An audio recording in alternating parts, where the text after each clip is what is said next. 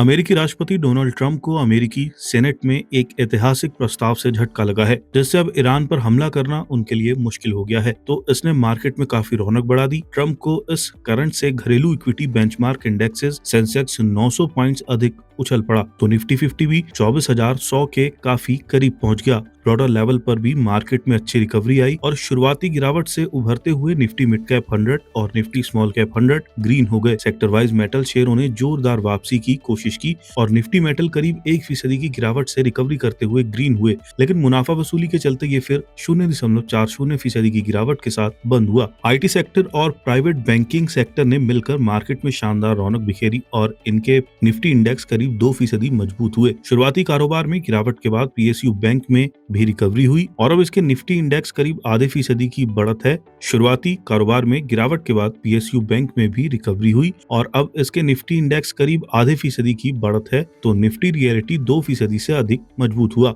Overall आज BSE पर listed कंपनियों का मार्केट कैप 1.5 लाख करोड़ रुपए से अधिक बढ़ गया, यानी निवेशकों की दौलत में 1.5 लाख करोड़ रुपए से अधिक का इजाफा हुआ है। इक्विटी बेंचमार्क इंडेक्सेस की बात करें तो आज सेंसेक्स 790.54 पॉइंट्स यानी 1.04% के उछाल के साथ 76,991.22 और निफ्टी 50 भी 197.55 पॉइंट्स यानी 0.83% की बढ़त के साथ 24,021.65 पर बंद हुआ है। इंट्राडे में सेंसेक्स 989.69 पॉइंट्स उछलकर 77,190.37 और निफ्टी 265.95 पॉइंट्स चढ़कर 24,090.05 तक पहुंच गया। एक कारोबारी दिन पहले यानी 23 जून 2026 को बीएसई पर लिस्टेड सभी शेयरों का कुल मार्केट कैप 4,74,59,48,771 करोड़ था। आज यानी 23 जून 2026 को यह बढ़कर 4,76,45,817.53 करोड़ पर पहुंच गया। इसका मतलब हुआ कि निवेशकों की पूंजी में आज 1,86,368.759 करोड़ का इजाफा हुआ है। सेंसेक्स पर 30 शेयर लिस्टेड हैं, जिसमें आज 23 स्टॉक्स ग्रीन जोन में बंद हुए हैं। सबसे अधिक तेजी आज इंडिगो, ट्रेंट और टेक महिंद्रा में रही। वहीं दूसरी तरफ आज सेंसेक्स पर सबसे अधिक गिरावट एनटीपीसी, टाटा स्टील और मारुति में रही।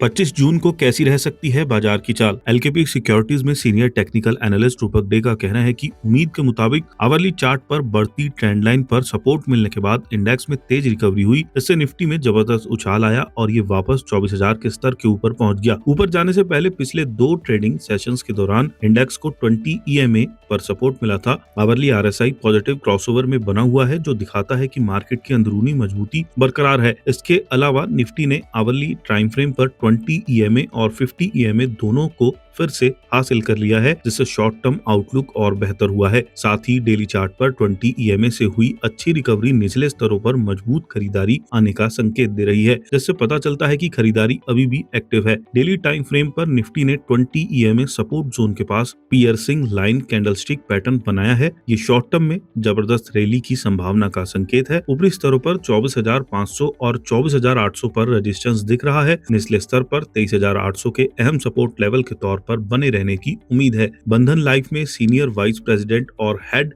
इक्विटीज अविनाश अग्रवाल का ये कहना है कि मिडल ईस्ट में चल रहे टकराव की वजह से बड़ी जियोपॉलिटिकल अनिश्चितता और उतार चढ़ाव के बावजूद पिछली तिमाही में भारतीय इक्विटी मार्केट ने मजबूती दिखाई है। इस इलाके में तनाव कम होने और कच्चे तेल और दूसरी कमोडिटी की कीमतों में भारी गिरावट से महंगाई की चिंताएं कम हुई हैं, जिससे निवेशकों का भरोसा बढ़ा है।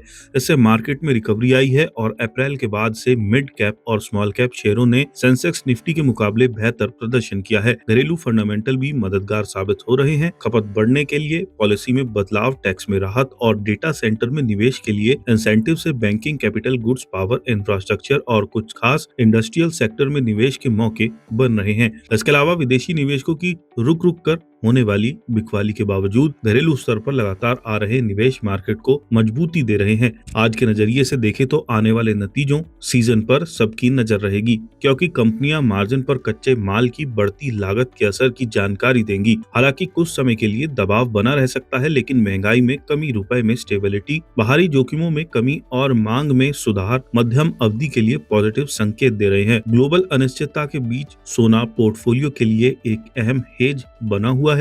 हालांकि ब्याज दरों को लेकर बनी उम्मीदों शॉर्ट टर्म में उतार चढ़ाव पैदा कर सकती हैं, लेकिन सेंट्रल बैंक की लगातार खरीदारी और जियोपॉलिटिकल जोखिमों के बने रहने से कीमतों को सहारा मिलने और सुरक्षित निवेश के तौर पर सोने की मांग बने रहने की संभावना है। कुल मिलाकर बैंक को पावर, लिक्विड इंफ्रास्ट्रक्चर और डेटा सेंटर से जुड़े सेक्टर को लेकर पॉजिटिव नजरिया है। एलकेपी सिक्योरिटीज के टेक्निकल एनालिस्ट वत्सल बुआ का कहना है कि बैंक निफ्टी में निचले स्तरों से अच्छी खरीदारी देखी गई है और डेली चार्ट पर एक long bullish engulfing candlestick बनी, जो मार्केट सेगमेंट में पॉजिटिव बदलाव का संकेत है। इंडेक्स को अपने 200 डीएमए के पास सपोर्ट मिला और इसमें जबरदस्त उछाल आया, जो मौजूदा अपट्रेंड की मजबूती को दिखाता है। मोमेंटम इंडिकेटर भी सपोर्टिव बने हुए हैं। आरएसआई 60 के लेवल से ऊपर बना हुआ है और बुलिश क्रॉसओवर की स्थिति में है। ये लगातार बनी मजबूती का संकेत है।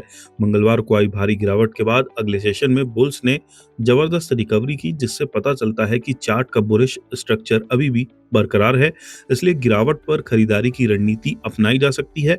इंडेक्स के लिए सपोर्ट 57,000 पर है, जबकि रेजिस्टेंस 58,500 और 58,000 के लेवल पर दिख रहा है।